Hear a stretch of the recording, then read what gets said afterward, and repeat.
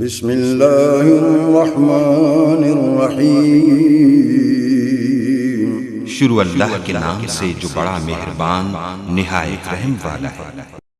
قال إنه يقول إنها بقرة لا ذلول تثير الأرض ولا تسقي الحرث مسلمة لا شية فيها قالوا الآن جئت بالحق فذبحوها وما كادوا يفعلون۔ آپ نے فرمایا کہ اللہ کا فرمان ہے کہ وہ گائے کام کرنے والی زمین میں ہل جوتنے والی اور کھیتوں کو پانی پلانے والی نہیں، وہ تندرست اور بے داغ ہے۔ انہوں نے کہا اب آپ نے حق واضح کر دیا۔ گو وہ حکم برداری کے قریب نہ تھے لیکن اسے مانا اور وہ گائے ذبح کر دی۔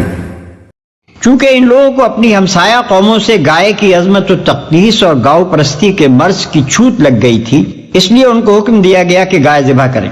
ان کے ایمان کا امتحان ہی اسی طرح ہو سکتا تھا کہ اگر وہ واقعی اب خدا کے سوا کسی کو معبود نہیں سمجھتے تو یہ عقیدہ اختیار کرنے سے پہلے جس بت کو معبود سمجھتے رہے ہیں اسے اپنے ہاتھ سے توڑیں۔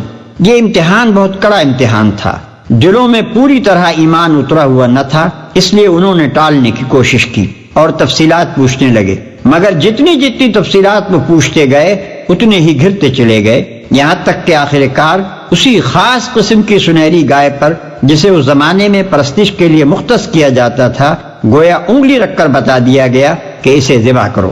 بائبل میں بھی اس واقعے کی طرف اشارہ ہے، مگر وہاں یہ ذکر نہیں ہے کہ بنی اسرائیل نے اس حکم کو کس کس طرح ٹالنے کی کوشش کی تھی۔ ملاحظہ ہو گنتی باب 19 آیت 1 اور 10۔